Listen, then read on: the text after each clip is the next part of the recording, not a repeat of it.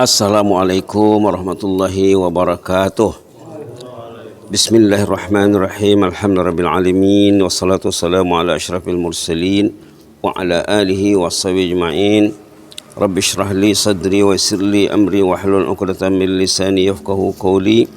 Subhanaka la ilma lana illa ma 'allamtana innaka antal alimul hakim. Allahumma iftah 'alaina hikmataka wa anshur 'alaina min khazain rahmatika arhamar rahimin. Alhamdulillah, tazkirah ringkas pagi ini diawali dengan membacakan hadis muttafaq alaih, hadis riwayat Imam Bukhari Muslim, artinya hadisnya sangat kuat ya. Dan selalu kita dengar, tapi perlu dibaca lagi supaya lebih lekat di hati. Wa an Abi Hurairah radhiyallahu anhu anna Rasulullah sallallahu alaihi wasallam qala ya'qidu syaitanu ala qafiyati ra'si ahadikum idza huwa nama thalath uqad yadribu ala kulli uqdah alayka laylun tawil farqud fa in istayqaz fa dzakarallaha in hallat uqdah fa in tawadda in hallat uqdah fa in shalla in hallat uqdah fa asbaha nasyitan thayyiban nafs wa illa asbaha khabisan nafsi kaslan. Muttafaq alaih. Nas'alullah al-afiyah. Yang bercerita di sini Abu Hurairah. Selalu didengar bila bicara hadis, Abu Hurairah sahabat Nabi yang paling banyak meriwayatkan hadis, karena paling banyak bersama Rasulullah. Berbeda dengan sahabat lain macam Abu Bakar, Umar, Utsman, Ali. Mereka tidak banyak waktu dengan Rasulullah. Abu Hurairah banyak waktu dengan Rasulullah, jadi banyak meriwayatkan hadis. Katanya Rasulullah pernah mengingatkan, bersabda, ya'qidu syaitan ala qafiyati ra'si hadikum. Syaitan mengikat leher sebelah atas ini. Leher sebelah atas. Dicekiknya orang itu. Dicekiknya dengan apa? Dengan mengikat 3 ikatan. Saat orang itu tidur, datang syaitan membawa tali, mengikat leher sebelah atas ini. Dibuhulnya, diikatnya. Isingkotia, dicokiknya orang tu. Subhanallah. Subhanallah. Yadribu ala kulli uqdah. Dia memasang ikatan yang kuat. Di setiap ikatan mengatakan, sambil mengatakan, alaika lailun tawil. Tidurlah Pak, malam ini lama. Bapak tu disuruhnya tidur, ibu disuruhnya tidur. Farqud, tidurlah sepuasnya. Begitu ya. Jadi setiap orang yang tidur, subhanallah, datang setan mengganggunya. Kalau orang itu tahu hadis ini, ada lagi hadis lain yang diajar macam mana langkah-langkahnya supaya kita selamat, tidak diikat. Ada hadis lain. Hadis itu banyak. Kalau tidak tahu dia, maka diikatlah. Itu maka susah nak ke masjid, susah nak bangun. Lantas apa ceritanya? Fa in istayqaz, kalau orang itu bangun, fa dzakarallaha ta'ala, lalu dia berzikir. Kita disunatkan, dianjurkan berzikir waktu bangun. Paling kurang alhamdulillahirabbil alamin. Paling kurang alhamdulillazi ahyana ba'da ma amatana wa ilaihin nusyur. Ataupun mungkin kita beristighfar, astaghfirullahalazim. Karena waktu itu waktu beristighfar ya. Fa in istayqaza, kalau orang itu bangun lalu berzikir kepada Allah, kalau dibaca alhamdulillah saja contohnya, terbuka 1 ikatan. Tinggal 2 lagi ya. Terbuka 1. In hallat uqdah, terbukalah 1. Fa in tawaddaa, kalau dia berwudu dengan segera, terbuka lagi 1. In hallat uqdah. Fa in shalla, kalau dia salat, ini salatnya salat sunat nih ya. Imam Nawawi rahimahullah memuatkan hadis ini di dalam hadis bicara tentang qiyamul lail. Hadis ini hadis qiyamul lail. Kalau dia sholat 2 rakaat katanya, sesudah berwudu tadi, terbukalah 1 ikatan lagi. Terbukalah semuanya. Hadis ini hadis berhubungan dengan qiyamul lail yang dibuat babnya oleh Al-Imam Nawawi rahimahullah.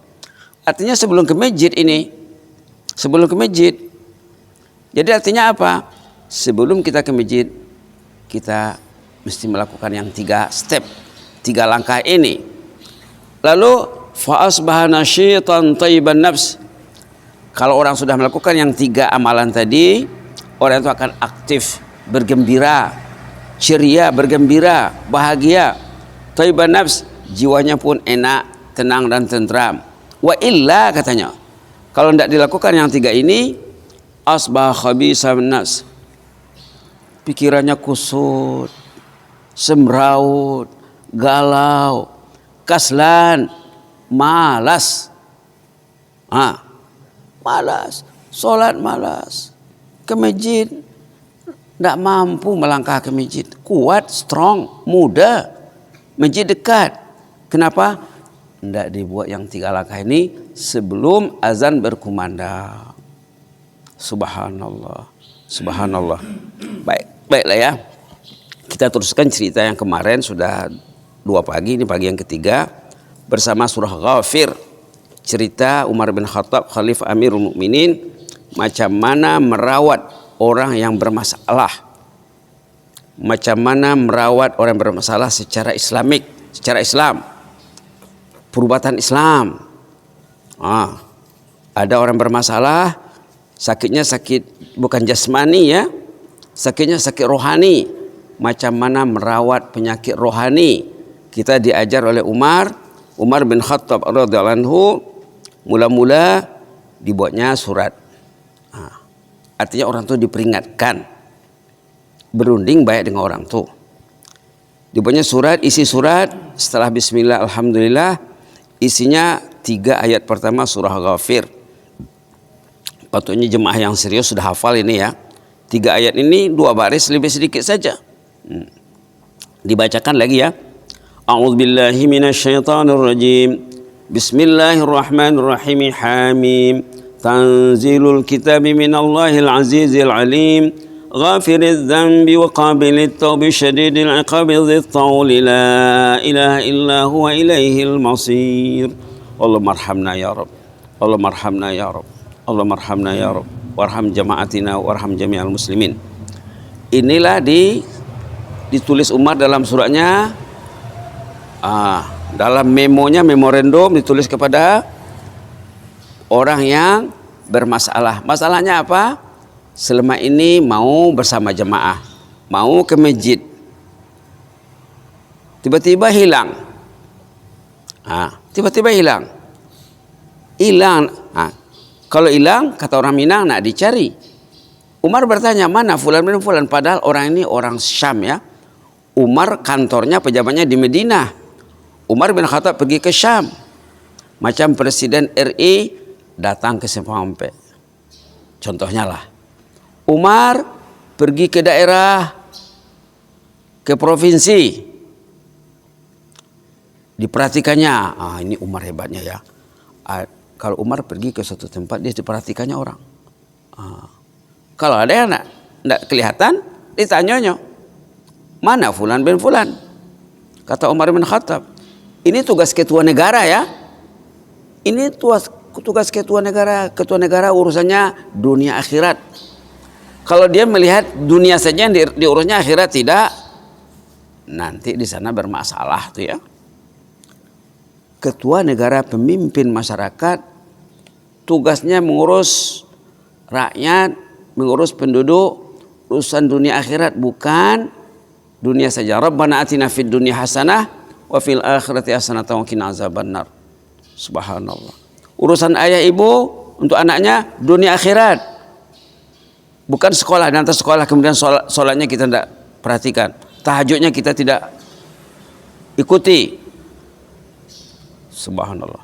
Sholat fardunya, sholat sunatnya, sholat berjamaahnya, sholat duhanya, sholat tahajudnya, itu urusan ayah dan ibu.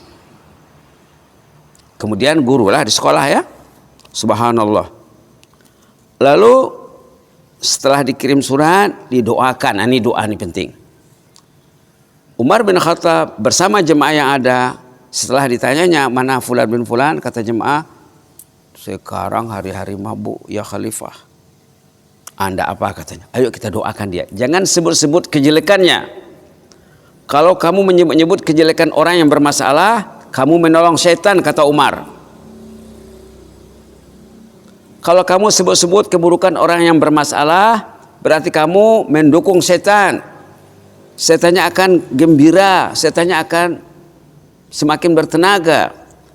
Ayo kita istighfarkan dia. Kita istighfarkan dia supaya setannya lumpuh. La ilaha illallah. Setiap orang ada setan ya. Jangan lupa. Setiap orang ada setan, namanya dalam Quran qarin. Setan itu namanya qarin. Ada juga malaikat. Setiap orang ada malaikatnya. Kalau kita menyebutkan kejelekan teman, setannya happy. Wah, bagus Bapak ini, sokongnya saya katanya. Wah. Kalau kita mengistighfarkan, mendoakan supaya dosa orang diampuni Allah, setan tadi lemah, malaikatnya mengaminkan doa. Malaikat mengaminkan doa, amin Pak katanya. Ya Allah, ampunkanlah dosa jemaah kami, selama ini dia datang ke masjid, sekarang dia hilang Pak. Ya Allah, ampunkanlah dosa jemaah kami, selama ini dia datang ke masjid, sekarang dia tak kelihatan lagi. Ya Allah, kembalikanlah mereka ke jalan-Mu ya Allah. Amin kata malaikat. Ya Allah, tunjuki mereka, beri mereka hidayah. Amin kata malaikat, Bapak juga akan diberi hidayah. Subhanallah. Ada cerita. Ini cerita di pondok pesantren Darussalam Pinaga. Anak itu datang menangis. Ustadz katanya. Nangis dia datang. Kelas 1. Ustadz. Kenapa nak? Doakan ayah saya Ustadz. Ayah saya tidak sholat. Anak kelas 1 menangis karena ayahnya tidak sholat. Siapa nama ayahmu nak? Tulisnya di buku nih nama ayahnya. Oke, ayo kita doakan nak ya. Kamu mendoakan, Buya mendoakan. Cakap sama ibu. Ibu sholat nak? Ibu sholat Pak, Buya. Ayo bilang sama ibu. Kamu juga, Buya juga mendoakan ayah. Didoakan. Sesudah libur dia pulang. Datang dia dengan senyuman yang indah. Ustaz katanya. Ayah saya sudah sholat Ustaz katanya. Ayah saya sudah sholat. Sejak kapan? Sejak kita doakan hari itu Ustaz katanya. Subhanallah. Waktu dia menangis menceritakan ayahnya sudah sholat, saya tanya, kenapa kamu sekolah ke pondok? Ayah kamu tidak sholat. Untuk apa kamu sholat ke pondok? Apa jawaban anak tuh? Saya suatu hari nanti Ustaz menjadi ulama katanya. Saya ingin menjadi ulama. Hebatnya anak tuh ya. Bukan kehendak ayah saya ke pondok ini. Kehendak diri sendiri. Kelas 1 ngomong begitu. Subhanallah. Begitulah ya. Didoakan ayahnya. Akhirnya ayahnya kembali ke jalan yang benar. Sekarang anak tuh naik kelas 2. Nah, orangnya orang Air Bangis. Orang Air Bangis, suku Melayu. Bukan Mandailing ya. Baik. Itu satu cerita. Satu cerita lagi ini di luar negeri. Pengalaman saya dengan jemaah di luar negeri. Ada seorang kepala kantor. Jumpa saya, Ustadz, ada staf saya, pegawai saya di kantor. Kalau dia ngomong selalu melukai hati orang. Jadi orang gelisah dengan dia. Asal ngomong, mesti ada orang terluka hati dibuatnya. Macam mana caranya Ustadz? Ini ketua kantor yang mempunyai kepedulian terhadap stafnya, orang bawahannya. Staf saya, pegawai saya di kantor gelisah dengan orang ini Ustaz. Saya tanya siapa namanya? Fulan bin Fulan. Ayo kita istighfarkan dia, kita doakan dia supaya hatinya ditunjuki Allah. Bilang sama staf di kantor, pegawai-pegawai di kantor, kita istighfarkan dia sama-sama. Ya Allah, ampunkanlah dosa bin Fulan. Contohnya alamannya. Contoh namanya Muhsin bin Abdullah. Ya Allah, ampunkan dosa Muhsin bin Abdullah ya Allah. Dia merugikan dirinya, merugikan orang lain, merugikan umat ya Allah. Orang yang hidupnya tidak betul itu merugikan dirinya, merugikan keluarganya, merugikan masyarakatnya, merugikan umatnya. Karena setiap orang ini aset. Setiap orang ini kekayaan umat. Saya bukan milik saya. Kalau saya milik diri saya duduk di rumah, ngopi di rumah, tidak usah ke masjid. Saya milik umat. Saya mesti berjuang. Saya itu orang ini aset, kekayaan. Jadi seorang yang rusak akhlaknya, rugilah umat, rugilah bangsa, rugi negara, rugi Rasulullah. Rasulullah melihat umatnya, yang tidak ke masjid itu dilihatnya, yang ke masjid itu dilihatnya. Subhanallah. Jadi sudah didoakan dalam 2 minggu kami mendoakan, sebut namanya, ya Allah ampunkan dosa siapa tadi? Muhsin bin Abdullah contohnya ya. Ampunkan dosanya ya Allah. Dia hambamu ya Allah. Dia mau ke jannah, ke surga juga sebenarnya Allah, tapi dia sekarang salah jalan. Kembalikan dia ke jalan yang benar ya Allah. Allah maghfir lana warhamna wa tub alaina innaka antat tawwabur rahim. Itu istighfarnya yang diajar oleh Rasulullah. Mengistighfarkan orang lain dan diri dan masyarakat. Allah maghfir lana warhamna wa tub alaina innaka antat tawwabur rahim. Allah maghfir lana warhamna wa tub alaina innaka antat tawwabur rahim. Sebut namanya, sebut nama yang bermasalah, istighfarkan dia dengan istighfar yang diajar oleh Nabi. Coba sebut Allah maghfir lana warhamna wa tub alaina innaka antat tawwabur rahim. Allah maghfir lana warhamna wa tub alaina innaka antat tawwabur rahim. Allah maghfir lana warhamna wa tub alaina innaka antat tawwabur rahim. Inilah istighfar yang diajar Nabi kepada jemaah waktu jemaah bertanya, ya Rasulullah, macam mana baiknya kami beristighfar? Orang kita kalau bisa astagfirullah, astagfirullah, astagfirullah, itu untuk seorang saja. Orang rumah tidak dapat, induk bareh tidak dapat. Kalau induk bareh yang istighfar, istri yang istighfar, suaminya tidak dapat. Bapak bareh tidak dapat. Induk bareh saja. Kalau Allah maghfir lana warhamna, dapat suami, dapat istri, dapat ahli keluarga, dapat kaum kerabat, famili, masyarakat, rakyat, umat. Lalu setelah kami istighfar, orang tadi dalam 2 minggu tanya lagi, Pak, macam mana hasilnya Pak? Wah katanya, sekarang baik banget. Dulu lidahnya bagaikan sembilu, sekarang lidah dan tutur katanya manis bagaikan madu. Subhanallah, subhanallah. Apapun masalah orang itu, antara kaidah yang diajar oleh Nabi, diamarkan oleh Umar bin Khattab, istighfarkan. Istighfarkan. Kita dapat pahala, orang itu untung, dan kita dapat doa malaikat. Mudah-mudahan bermanfaat ya. Ada lagi cerita lain nanti. Demikian hebatnya surah Ghafir ini, amalan Umar bin Khattab menangani orang yang bermasalah dengan bimbingan, konseling, dan doa istighfar. Mudah-mudahan bermanfaat. Jazakumullah khairan wa barakallahu fikum. Inni uhibbukum fillah. Allahumma zidna wa la tanqusna. Allahumma zidna wa la tanqusna wa akrimna wa la tuhinna wa atina wa la tahrimna wa athirna wa la tusir alaina wa ardina wa ardana ya karim. Subhana rabbika rabbil izzati amma yasifuna wa salamun alal mursalin. Alhamdulillahil alamin. Wassalamualaikum warahmatullahi wabarakatuh.